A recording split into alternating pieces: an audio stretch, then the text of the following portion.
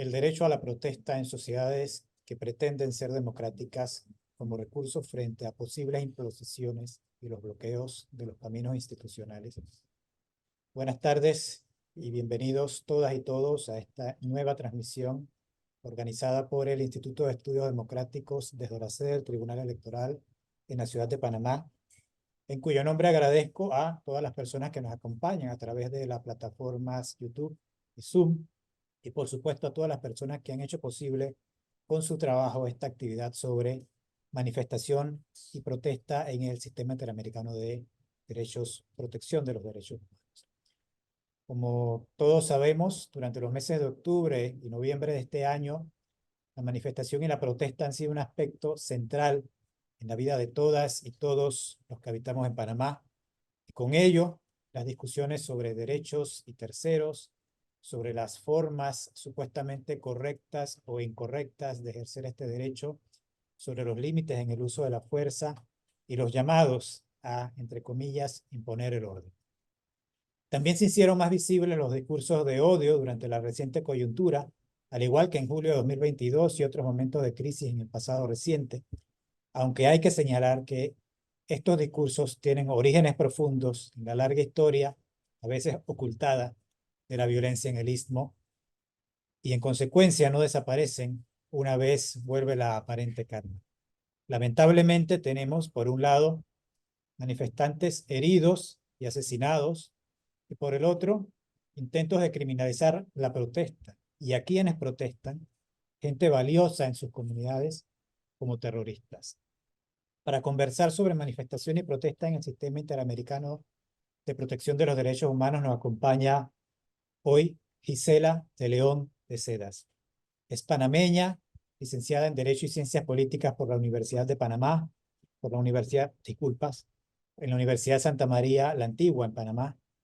Posee una maestría en Derecho Internacional de los Derechos Humanos por la Universidad de Notre Dame en los Estados Unidos de América. Ha ocupado diversos cargos en el Centro por la Justicia y el Derecho Internacional, CEGIL, organización especializada en el litigio de casos ante el Sistema Interamericano, y actualmente ocupa el cargo de directora jurídica de CEGIL, teniendo bajo su cargo la dirección estratégica del trabajo legal de la organización. Les recuerdo que pueden enviar preguntas a través de la sección de preguntas y respuestas en Zoom o a través del chat de YouTube. Y sin más introducción, los dejo con la expositora Gisela de León. Gracias. Bueno, muy buenas tardes. Primero, agradecer la invitación a este espacio. Creo que es súper importante tener este tipo de discusiones. Voy a compartir pantalla para utilizar una presentación. Creo que ahí se debe ver ya. Y voy a conversarles un poco, como decía Ramón, sobre el derecho a la protesta social en el derecho internacional de los derechos humanos, pero en particular a partir de los estándares que ha establecido el sistema de derechos humanos. Entonces, creo que el primer punto es la definición de qué es la protesta social.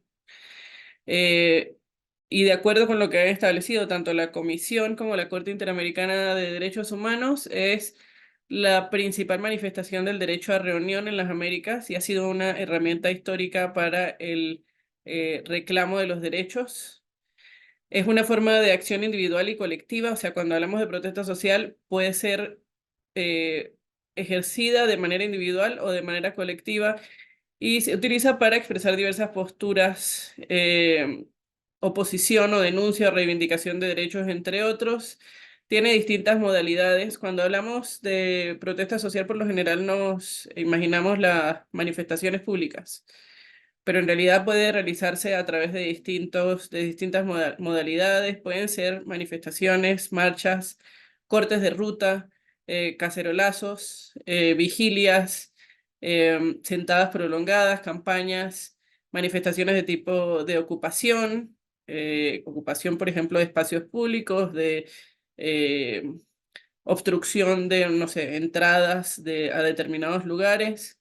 Puede ser en línea también, puede ser a través de flash mobs o de otras formas de de manifestación. El derecho a la protesta social se encuentra protegido por distintos derechos, y aquí estoy hablando de derechos que están previstos en la Convención Americana sobre Derechos Humanos, que es el principal tratado de derechos humanos en las Américas, del cual Panamá y la mayoría de los estados de la región son partes. Está protegido principalmente por el derecho a la reunión pacífica, pero también por otros derechos como el derecho a la libertad de expresión, el derecho a la libertad de asociación y los derechos políticos. Hay varias sentencias de la Corte, por ejemplo, que abordan el derecho a la protesta social a través de el ejercicio de los derechos políticos, en la medida en que es una manera en la que las personas pueden participar en los asuntos que afectan sus intereses. Además, los participantes en las protestas gozan de la protección de otros derechos que pueden ser afectados a través de la participación en la protesta social, como del derecho a la vida, a la integridad personal, eh, y esto incluye el derecho a no ser objeto de tratos o penas crueles, inhumanos o degradantes, a la dignidad o a la intimidad, y también se protege el derecho a un recurso efectivo. El tema del derecho a no ser objeto de torturas, por ejemplo, se ha abordado a través de la prohibición de cierto tipo de armas menos letales, que pueden ser utilizadas para torturar, por ejemplo. Y además, como ya dije, entonces se protege el derecho a la intimidad y el derecho a un recurso efectivo en la medida en que las personas que participan en la protesta social, si de alguna manera eh, se ven afectados sus derechos, deben tener la posibilidad de presentar sus reclamos ante las autoridades nacionales. ¿Cuáles son las limitaciones del derecho a la protesta?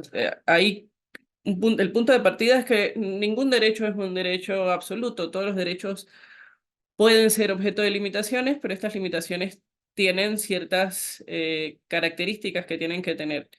Entonces, de acuerdo con los estándares que ha establecido el sistema interamericano, tienen estas limitaciones, en primer lugar, tienen que estar fijadas por la ley.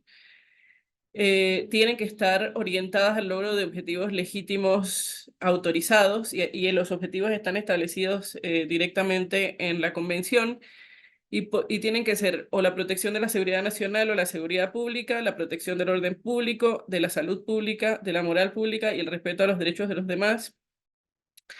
Y además, otro requisito es que tienen que ser necesarias en una sociedad democrática. ¿Qué significa que tienen que ser necesarias en una sociedad democrática? Significa que tienen que restringir de la menor manera posible los derechos que se están limitando, y tienen que ser estrictamente proporcionales a la finalidad que buscan, ¿no? O sea, si se trata, por ejemplo, de una persona que está siendo violenta en el marco de una protesta social, la limitación del derecho a la protesta social tiene que ser con relación a esa persona específica que está siendo violenta, y no necesariamente el impedir el derecho a la protesta social de manera general.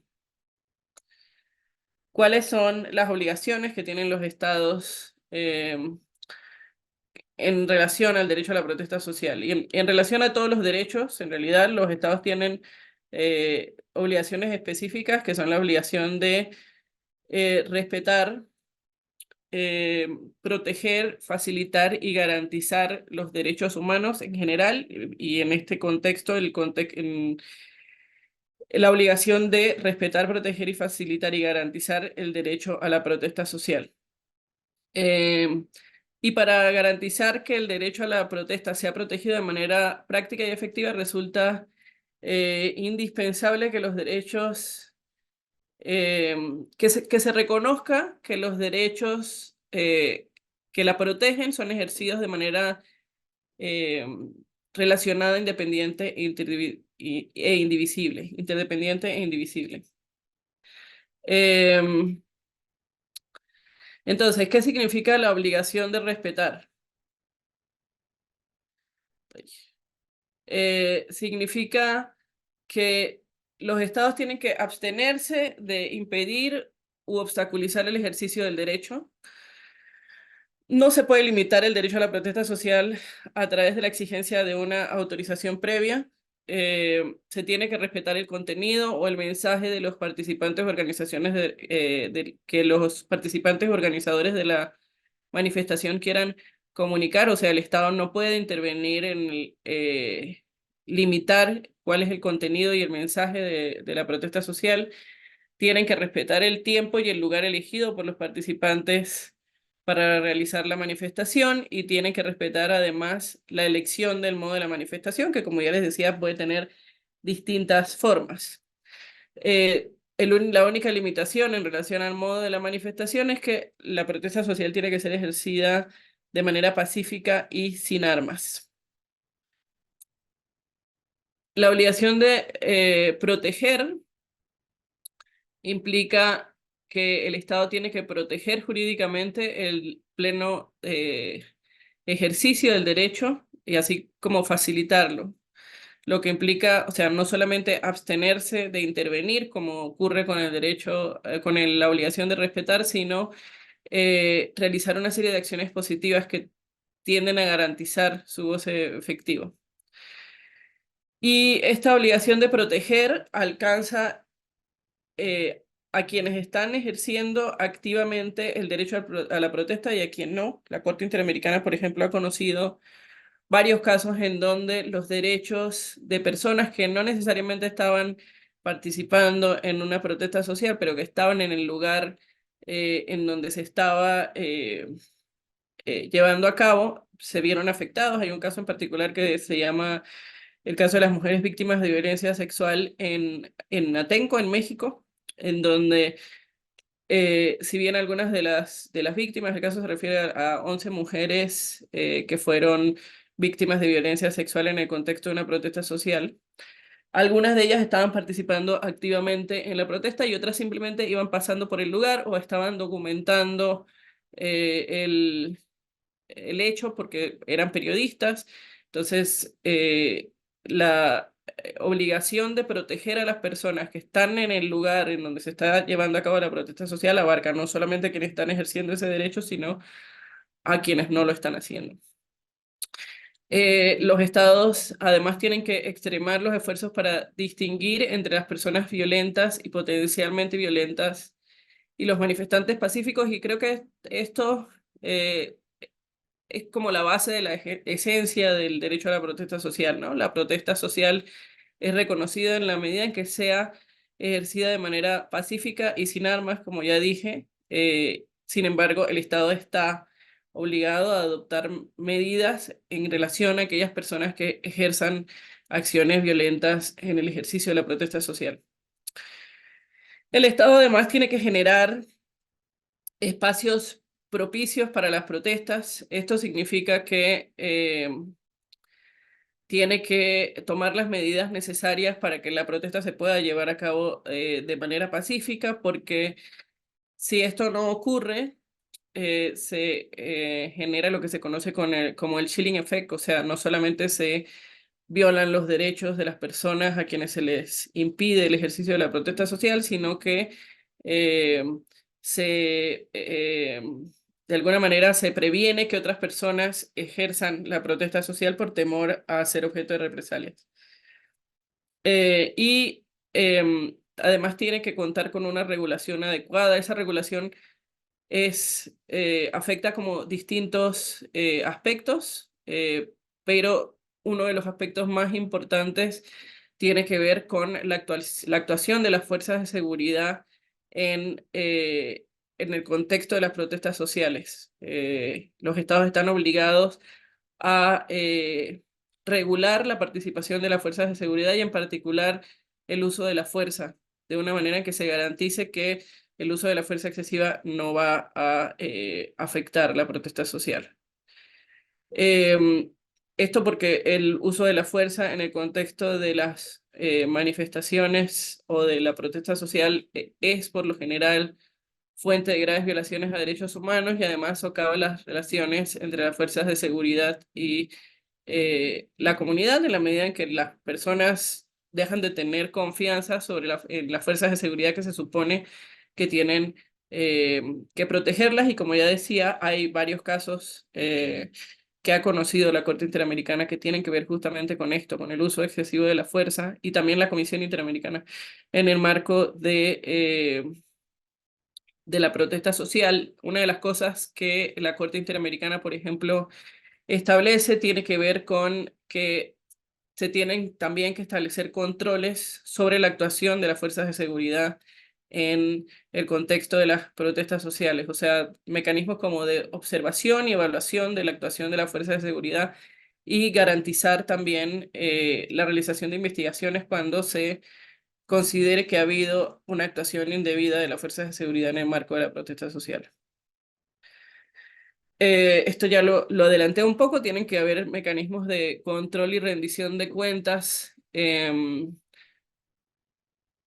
de las fuerzas de seguridad en el marco del ejercicio de la protesta social. Tiene que garantizarse el derecho al debido proceso legal y el derecho al acceso a la justicia de las personas que vean sus derechos violados en el marco de la protesta social, y el Estado tiene la obligación de investigar y sancionar toda violación a los derechos ocurrida en el marco del ejercicio de este derecho.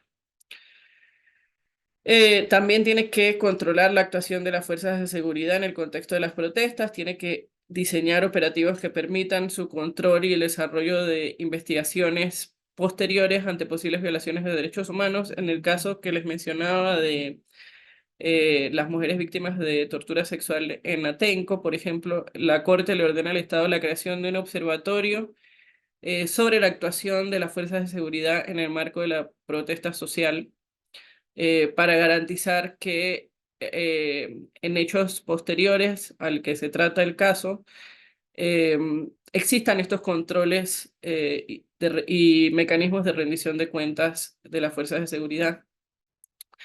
Además, se tiene que contar con procedimientos administrativos de control, investigación y sanción de la actuación de las fuerzas de seguridad, y con un control cotidiano de el accionar policial. Y otro aspecto muy importante para garantizar el, el ejercicio de la protesta social es evitar la criminalización de la protesta, que es algo que estamos viendo en algunos países de la región cada vez de manera más frecuente. Y se trata del uso del poder punitivo del Estado para disuadir, castigar eh, la protesta social o la disidencia, e impedir el uso de este derecho a través del uso desproporcionado de la justicia penal. Em, y lo que hemos visto es que la criminalización de la protesta social abarca a quienes convocan o participan en la protesta social por lo general, y esto tiene un efecto intimidatorio sobre otras personas.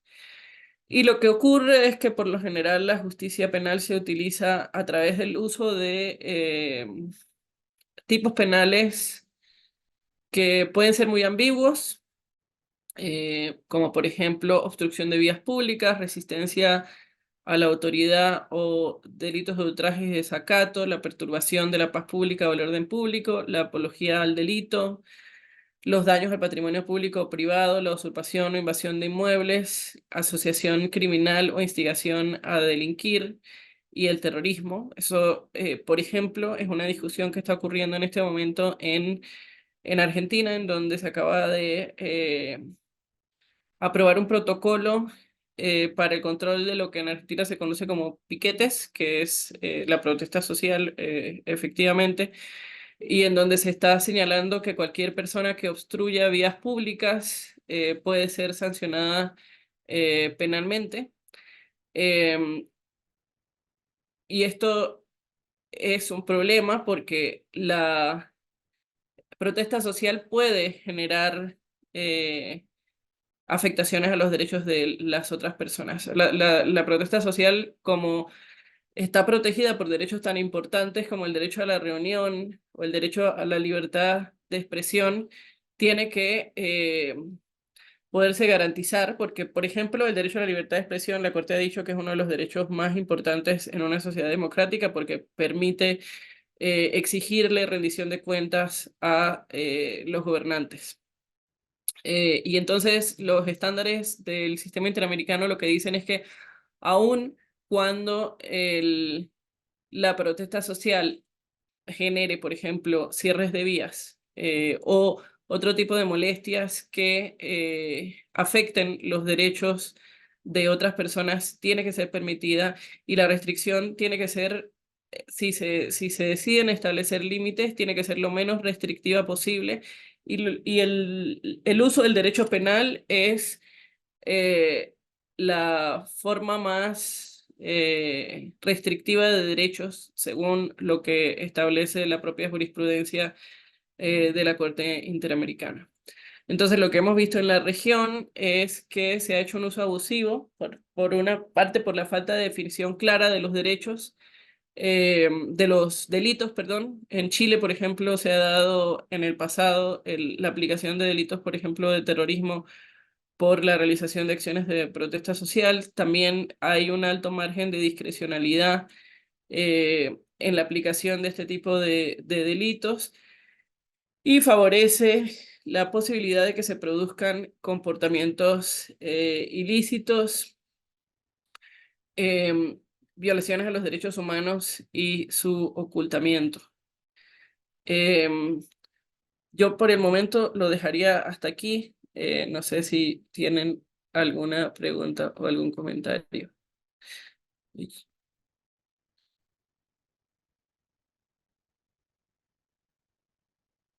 Muchas gracias, Gisela. En este momento abrimos un breve periodo de preguntas y respuestas. Igual invitamos a quienes tengan, que todavía las pueden enviar en tanto en lo cotidiano en el país, por ejemplo, que son las protestas en cada comunidad, usualmente por el agua, por algún servicio público, como en aquellas coyunturas más críticas como la que acabamos de pasar, que fue una protesta a nivel nacional.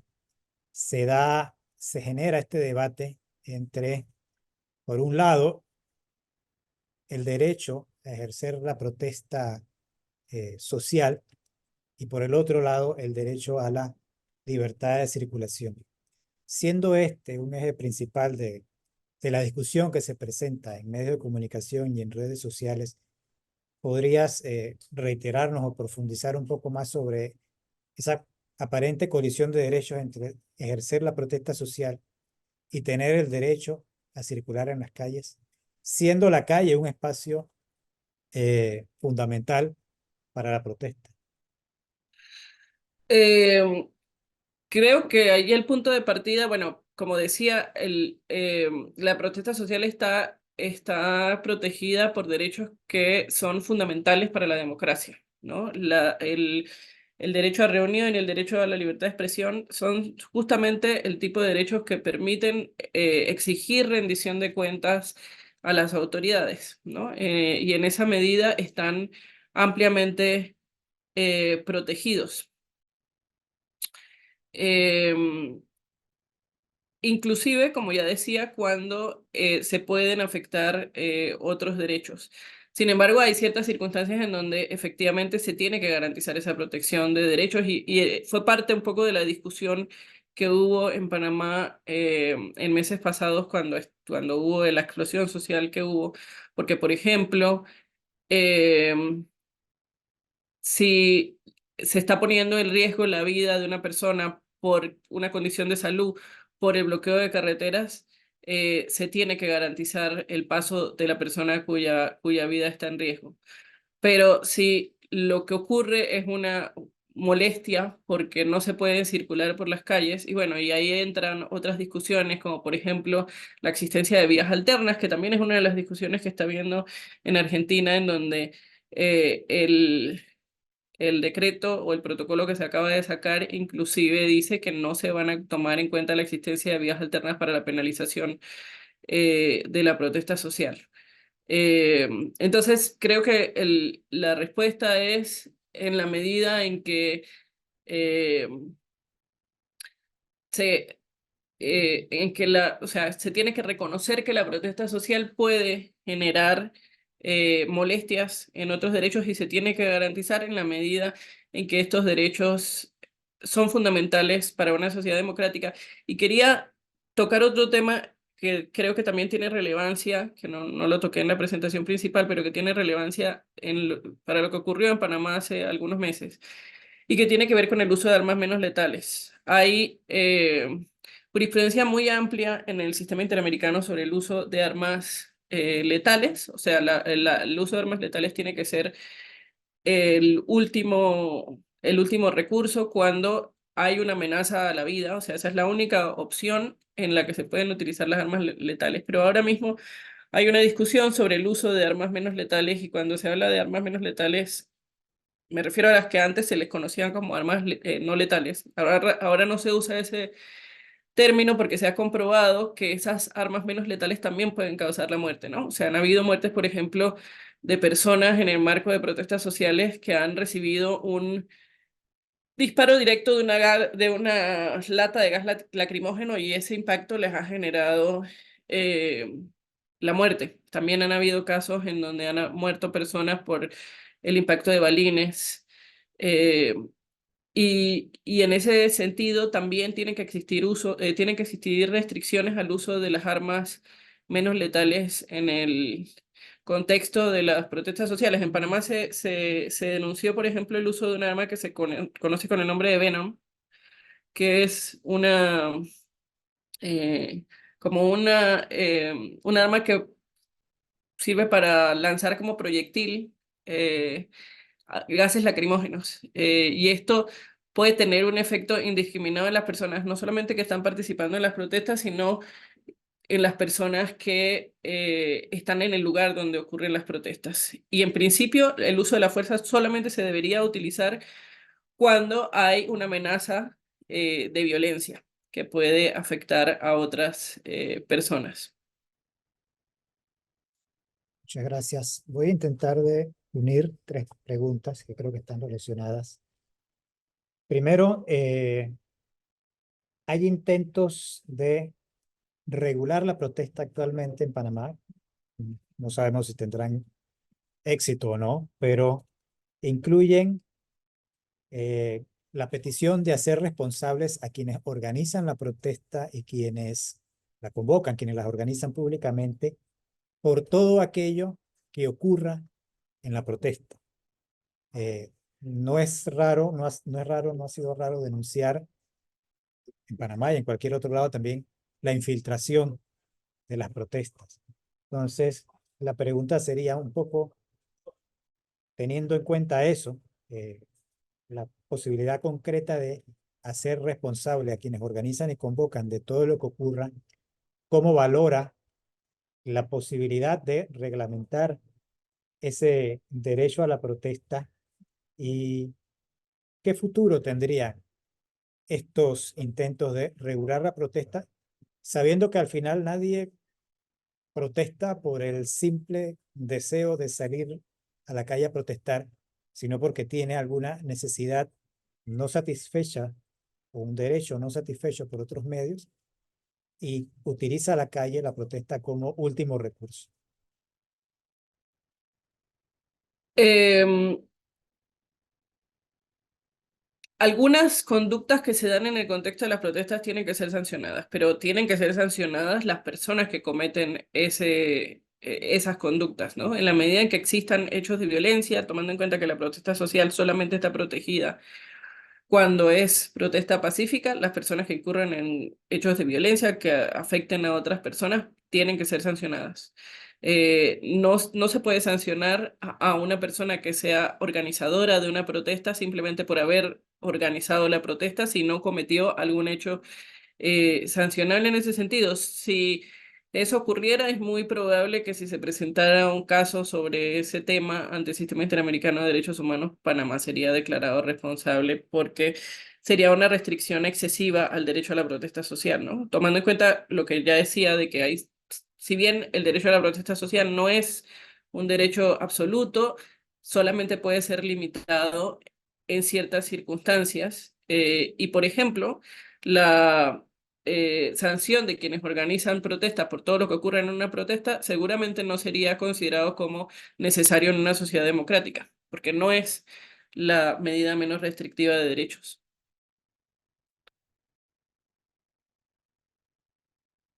Muchas gracias. Aquí me hacen una pregunta. El defensor del pueblo ha presentado una denuncia ante lo que él caracteriza como posibles delitos cometidos por posibles manifestantes en el camino de acceso a la mina. En ese marco se habla del chilling effect o las acciones contra la participación pública y pregunta, ¿está cometiendo el mismo defensor del pueblo posibles violaciones al derecho a la protesta? Podría ser en la medida en que la protesta sí puede abarcar la obstrucción de vías de acceso y no es algo que solamente ocurre en Panamá, también ocurre en otros países. En la medida en que la protesta social solamente funciona, digamos, es una herramienta para presionar a las autoridades o a distintos actores de la sociedad y solamente funciona cuando cause molestias. Ya preguntan también, comentan, actualmente tenemos judicialización de la protesta y el Estado actúa en contra de manifestantes, mujeres y hombres, incluyendo defensores de derechos humanos. ¿Qué caminos o qué mecanismos pueden utilizar estas personas frente a esta situación? O sea, los jueces, digamos, frente a acusaciones que tienden a criminalizar la protesta social, los jueces tienen una obligación de ejercer el control de convencionalidad, que la Corte Interamericana ha definido como la obligación de garantizar los derechos que están definidos en la Convención Americana a partir de lo que dice la propia Convención, pero a partir también de lo que dice la jurisprudencia de la Corte Interamericana. Los estándares para la protección de la protesta social son claros. Y aquí he explicado algunos de estos.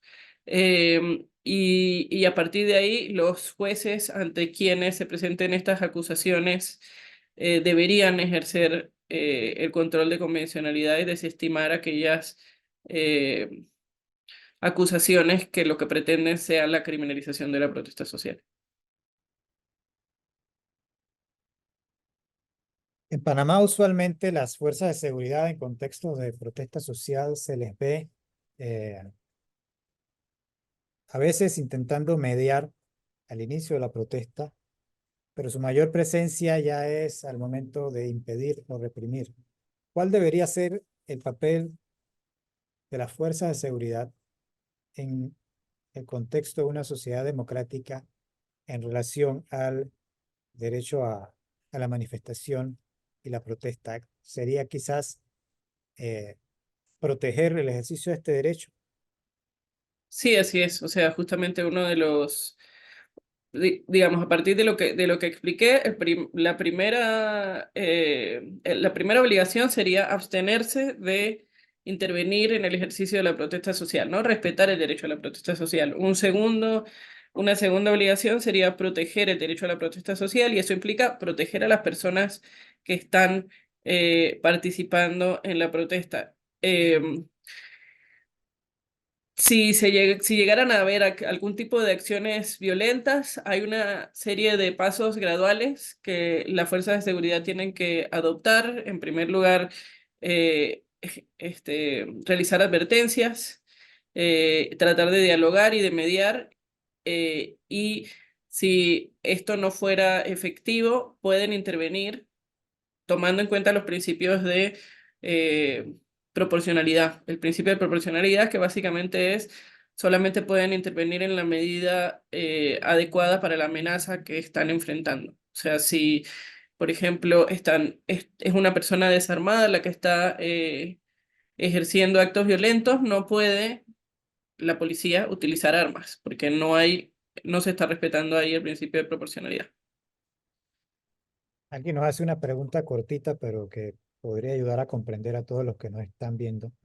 ¿En qué consiste la apología del delito en el marco de este tema? Eh, o sea, en general, la apología del delito es el como incitar a cometer delitos. No sé en realidad en qué contexto se hace la pregunta, pero esa es como la definición. Y una pregunta un poquito más de contexto, quizás, o de historia. ¿Cuál ha sido el papel de la protesta a través de la historia para que nosotros podamos vivir hoy las condiciones que vivimos? Y por ahí mismo, relacionándolo hacia el futuro, ¿cuál es la importancia de proteger este derecho a la protesta en el marco de las condiciones actuales en el cual estamos eh, enfrentando pues nuevos problemas, quizás no tan nuevos como todo el tema ecológico, frente a la adopción de decisiones que, como es el caso de las protestas recientes aquí, no se compaginan con objetivos de proteger el ambiente o el derecho a la vida sana de las personas?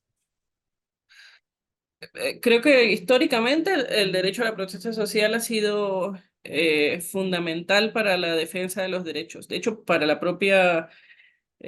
propio reconocimiento de derechos a nivel mundial. De manera más reciente, hemos visto protestas en toda la región, o sea, me voy a enfocar específicamente en Latinoamérica en los últimos años. En Perú, por ejemplo, hace poco hubo varias manifestaciones sociales frente a el golpe de Estado que hubo hace algunos meses. En Colombia también han habido protestas sociales en los últimos años. En el 2019, si no me equivoco, en Chile hubo un estallido social que generó el proceso que estamos viendo ahora, por ejemplo, de reforma de la Constitución, en donde ya han habido dos propuestas de reforma de la Constitución que finalmente no han sido aprobadas, pero fue ese estallido social lo que llevó a las discusiones de que era necesaria una reforma a la Constitución de Pinochet. Eh, y en general creo que eso, que el derecho a la protesta social, el ejercicio del derecho a la protesta social en los diferentes países de la región ha generado cambios sociales. Creo que el ejemplo de Panamá es claro, ¿no? Lo que se logró a través de las protestas que se hicieron en el contexto de el contrato minero demuestran que efectivamente es una herramienta de presión eh, para las autoridades cuando están actuando de una manera eh, que no necesariamente está, digamos, garantizando los derechos de la población. Muchas gracias. Y ya para terminar esta parte, eh, ¿cómo evalúa la participación de Senan y Senafrón en las protestas?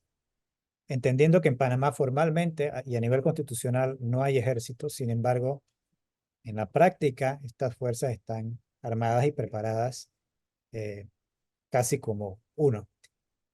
Plantea la pregunta, quizás la paradoja de no tener ejército en rango constitucional hace que no haya tanto escándalo cuando salen estas fuerzas a diferencia de otros países. Sí, creo que es un tema complejo precisamente porque según la Constitución en Panamá no hay ejército, pero si uno ve a las fuerzas de Senan y Senafront, su propia vestimenta es militar, ¿no? Y las armas que utilizan. Y creo que este es un punto súper importante. Las fuerzas, quienes deberían intervenir en el marco de la protesta social son fuerzas de formación civil, nunca fuerzas de formación militar, porque las fuerzas que tienen, o sea, porque la formación militar no está dirigida al mantenimiento del orden público, sino al mantenimiento de la seguridad nacional, ¿no? Aunque, digamos, no tengan eh, una denominación formalmente como militar, creo que la formación que reciben estas fuerzas es justamente esa, ¿no? Son seguridad de las fronteras y seguridad naval.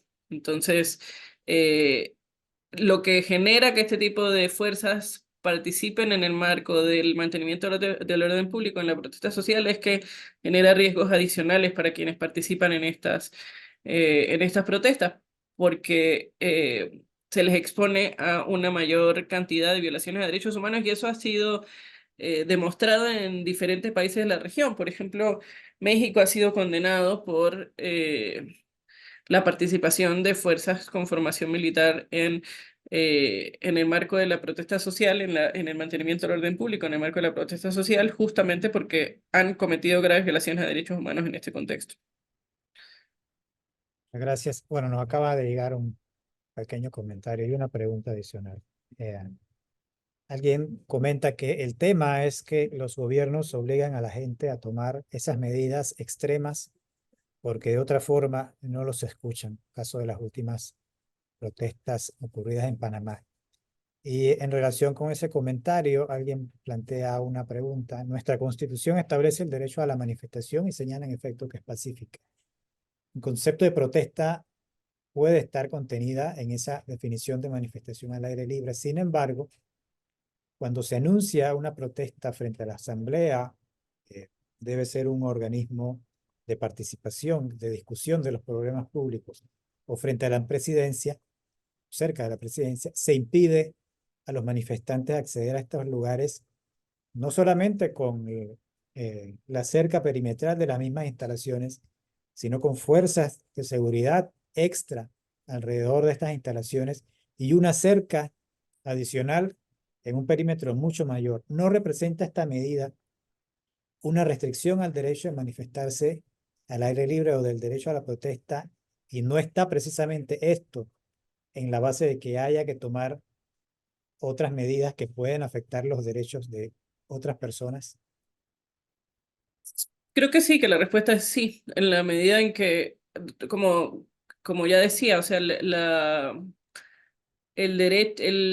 obligación del Estado de proteger o de más bien de respetar el derecho a la protesta social implica respetar también el lugar y la forma en que las personas quieren ejercer la protesta social. Y justamente la protesta social se ejerce frente a las autoridades del Estado. Entonces sí se debería garantizar que las personas puedan ejercer el derecho a la protesta social de manera pacífica, de nuevo, frente a estos órganos del Estado, y sí genera una restricción indebida a la protesta social el hecho de que no se les permita aproximarse a estos órganos del Estado. Muchas gracias a todas y todos por sus preguntas, a Isela también por sus respuestas. Ahora, como es costumbre en nuestras transmisiones, le cedemos la palabra a la expositora para alguna breve reflexión final o para que refuerce alguna idea que considere fundamental o importante o más central, y para que se despida de las y los asistentes. Ok, primero reiterar el agradecimiento para participar en este espacio y también reiterar la importancia que tiene eh, el derecho a la protesta social para la reivindicación de derechos, para el cuestionamiento de decisiones de los órganos del Estado, para el cuestionamiento de actores relevantes en la sociedad, y también el reconocimiento de que el derecho a la protesta social puede generar molestias para los derechos de otras personas y que esto no necesariamente implica la necesidad de que el derecho a la protesta social sea restringido, que solamente puede ser objeto de ciertas limitaciones que tienen que estar establecido en que tienen que estar expresamente establecidas en la ley y que tienen que ser las restricciones que sean, eh, digamos, que establezcan menos limitaciones al ejercicio del derecho. Es un derecho que es fundamental en cualquier sociedad democrática, y eh, lo que estamos viendo en los distintos estados de la región es que por una parte se está haciendo uso excesivo de la fuerza y se están generando lesiones o incluso muertes a algunos de los manifestantes, pero también se está haciendo cada vez más uso excesivo del derecho penal para restringir la protesta social. Y este tipo de acciones no son propias de los estados democráticos tal como deberían ser. Muchas gracias, Gisela, y muchas gracias a todas y todos. Ya para cerrar, ir cerrando, hoy, 18 de diciembre, quiero aprovechar la invitación a participar de esta conversación para traer a nuestra memoria a todas y todos los caídos del 20 de diciembre de 1989, fecha de la invasión militar de los Estados Unidos de América a nuestro país. Con esto en la memoria y junto a lo conversado en el día de hoy sobre la crisis reciente, quisiera hacer un llamado a los actores políticos, a los de ayer, tanto como a los de hoy, para que asuman con responsabilidad su papel como tales, de manera que nunca más nuestros conflictos, por graves que puedan ser, pretendan ser resueltos, entre comillas, o de alguna forma desatados mediante la intervención de una fuerza extranjera, ni civil ni militar, al costo de vidas inocentes, arrebatadas o truncadas por la pérdida de seres cercanos, hechos estos encima celebrados como liberación por otros. Reitero nuestro agradecimiento a todas y todos por participar de esta transmisión. Recuerden que esta, así como todas las transmisiones pasadas y todas las que se realicen a futuro, están disponibles para su reproducción en la plataforma de YouTube del INET, a la cual pueden llegar también desde la pestaña Videos en nuestra página web inet.ac.pa, donde también encuentran enlaces a la biblioteca, al repositorio institucional, información sobre la historia constitucional de Panamá y también los proyectos que adelanta el Departamento de Formación Ciudadana, que es central en la realización de estas transmisiones. Invito a la próxima videoconferencia, pronto está siendo anunciada en redes sociales. De hecho, es el día jueves, 21 de diciembre, a las 2 de la tarde y tratará sobre el plebiscito constitucional en Chile, cuyos resultados en contra de la adopción de un nuevo texto constitucional fueron negativos el día de ayer. Hasta la próxima, muchas gracias y buenas tardes.